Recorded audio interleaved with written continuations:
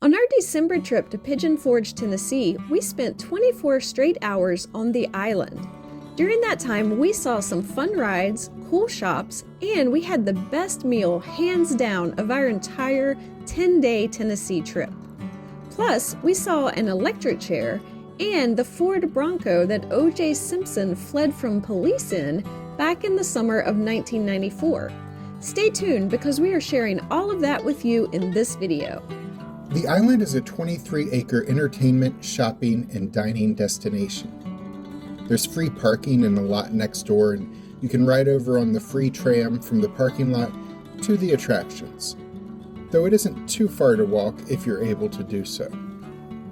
It was raining when we arrived, so we rode the tram over. We ate at 2 restaurants on the island, and we'll talk about both of those in this video. The first was Margaritaville, which of course is a chain restaurant themed to the music of Jimmy Buffett. There was a giant decorative margarita mixer in the middle of the restaurant, and Jimmy Buffett music videos played on screens on the walls.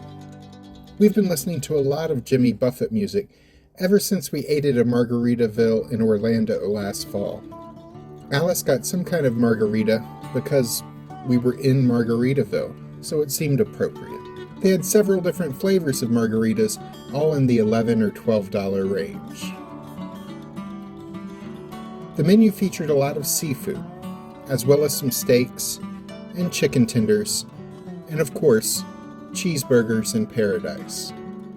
You can pause the video if you want a closer look at the menu.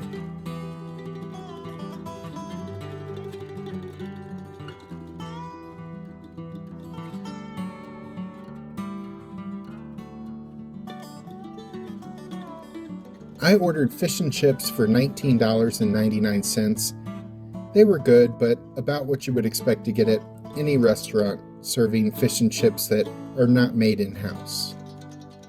Alice and her mom split the seafood combo platter that consisted of fish and chips, fried shrimp, and coconut shrimp. It was plenty of food for 2 people at lunch and cost $25.50. The food and drinks here are good, but the best meal of our trip came at dinner time elsewhere at the island. We'll get to that in a bit. Behind the restaurant was an outdoor bar called the 5 O'Clock Somewhere Bar, which also had a stage where musicians could perform. But again, it was raining, so of course no one was sitting out there. Let's look at some of the attractions at the island. One of the most popular is Skyfly, Soar America.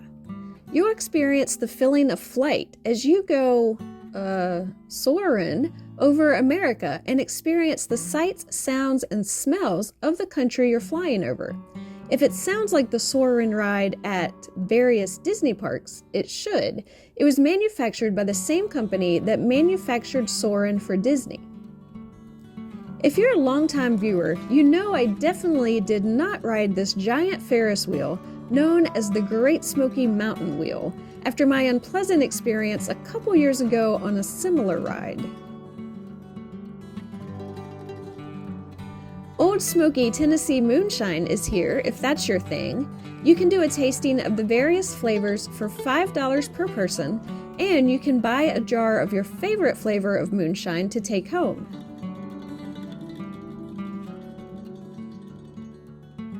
Nearby is a restaurant we didn't try called Timberwood Grill, which has steak, ribs, chicken, seafood burgers, and sandwiches.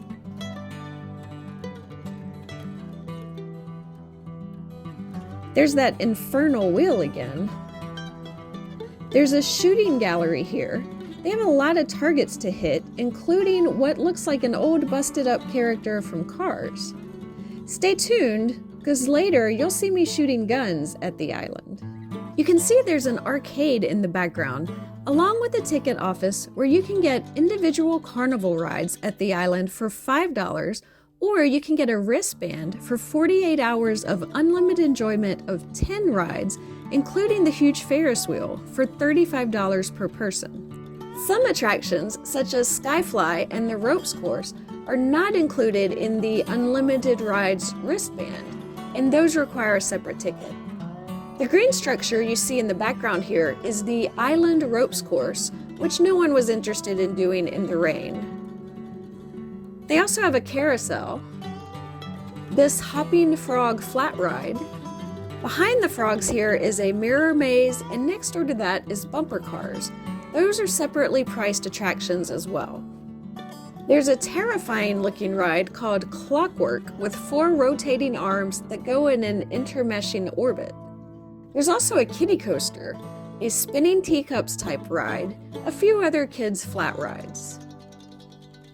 There's a daiquiri shop and a mellow mushroom pizza joint, along with lots of other shops. We were there in December, so the place was decorated nicely for Christmas. We'll see some more shops in a moment, as well as talk about an awesome museum we visited here. But a major attraction here is the fountain show in the middle of the island. Fountains dance to the music every half hour, and if you catch the show at night, there are cool colored lights involved also. While we were there, the fountains danced to Christmas music with green and red lights and choreographed lights on Christmas trees around the island too. It was beautiful. Now you see the second-story windows over the shops here. Those are hotel rooms with balconies overlooking the island. These are Margaritaville Island hotel rooms that have great views of the attractions, and that is what we thought we had rented for our stay on the island. Our next video will be our hotel review video, and you'll learn what I mean when I say I thought we had one of those rooms. This is a whole other section of shops. There is an escape room, a beef jerky shop, and the Margaritaville Saint Somewhere Spa if you want to enjoy some spa treatments during your stay at the island.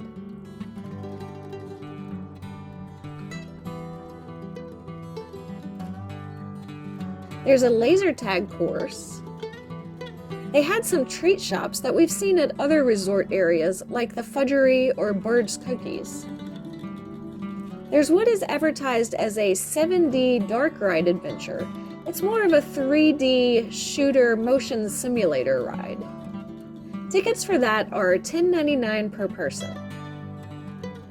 You can see there's a lot of fun stuff to experience on the island, but it would be easy to spend a lot of money here really fast. If you're enjoying this video, please do us a favor and click the like button. Your support is much appreciated. Now, let's talk about the best meal of our trip to Tennessee. The other big meal we had at the island was at Paula Deen's Family Kitchen. It was amazing. Paula Deen, of course, is the celebrity chef known for her southern cooking recipes. We ate here for an early dinner, and the meal started with these buttery garlic cheddar biscuits. They were delicious. I ordered a strawberry lemonade, which was refreshing. The meals here are served family style with your choice of either 2, 3, or 4 entrees, as well as 4 different sides for the table. We chose the Albany, which is what they call their 2 entree option. It's $24.99 per person in your party. The food is unlimited, so they will bring you refills as you empty the dishes on the table. The entrees we chose were the best ever fried chicken and the Georgia fried catfish. I'm not sure if it is the best ever fried chicken, but it probably is up there on the list. The catfish was Alice's mom's pick, and I wasn't sure I would love it, but it ended up being delicious too.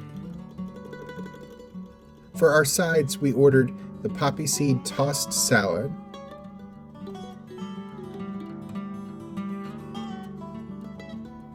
fresh candied yams, broccoli casserole, and baked mac and cheese.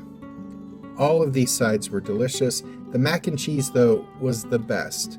I believe that was the only thing we asked for seconds on. We would have liked to have seconds of everything, but we lacked the gastrointestinal fortitude to enjoy much more of Miss Dean's recipes. Each person at your table gets a dessert of their choice as part of the meal. Alice and her mom both got the peach cobbler. I ordered the banana pudding, and none of us regretted our decisions. The restaurant is on the second floor of the building. The first floor is where you enter and exit through a Paula Deen gift shop. There were plenty of Paula Deen products, kitchenware, home decor, and butter-themed products, as you might well imagine.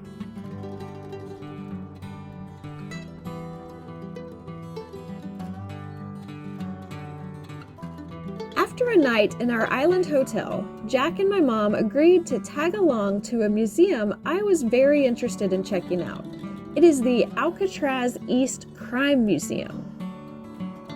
We saw exhibits and artifacts about the history of crime and punishment from medieval times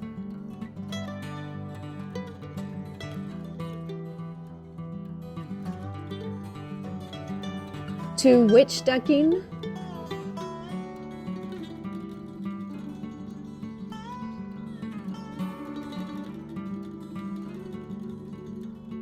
to pirates,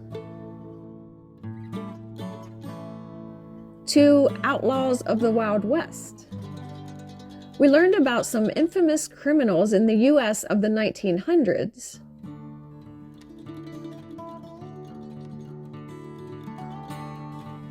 including exhibits on organized crime.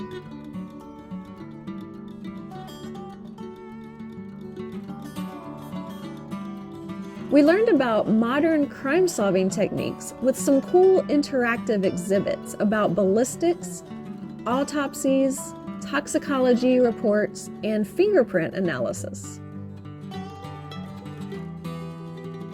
I tried to learn safecracking, but I wasn't very good at it. Jack, it turns out, got it on his first try, though he did have a few minutes to watch me fumble around in my attempts first so he could prepare. I might not be a good safecracker, but I did surprise Jack with how good of a shot I am. I grew up in the mountains and was taught how to shoot pretty early on. We learned about the importance of being observant at a crime scene, although 8 seasons of watching Monk taught me the same thing. They had a recreation of Al Capone's prison cell, which seemed much nicer than most.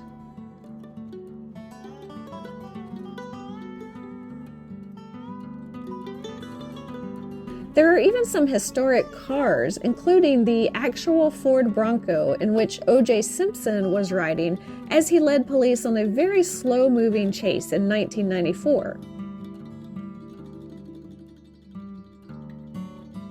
There's a lot here that we didn't show you because we don't want to spoil everything if you visit. There's a lot more, including John Dillinger's car, Al Capone's rosary, Al Pacino's machine gun from Scarface, items from the Benghazi attacks, and much more. We spent 3 hours here, and I absolutely loved it, though I got the feeling Jack and my mother enjoyed it a little less. In recent years, my interest in detective mystery novels and movies has grown into an interest in true crime documentaries and podcasts, which Jack seems to not really understand. But Alcatraz East was right in my area of interest. I'm just saying, if my body is ever found amidst unusual circumstances, maybe someone should mention my wife's interests to the police. I would never. But if someone else did, I would certainly solve it. As long as I'm not required to crack a safe. Tickets to Alcatraz East are $28.95 for adults and $14.95 for kids. None of these exhibits are gruesome, so once kids reach a certain maturity level, they should be fine. Young kids probably won't react well to this place, but on the other hand, very young kids wouldn't understand much about what they're looking at anyway. Our next video coming up will be about our hotel stay at the island, which didn't quite go as expected. In the meantime, click on the links at the end of this video for other Pigeon Forge area attractions that we enjoy. I'm Alice. And I'm Jack. Be sure to click the subscribe button and ring the notification bell so we can see you the next time we're traveling through.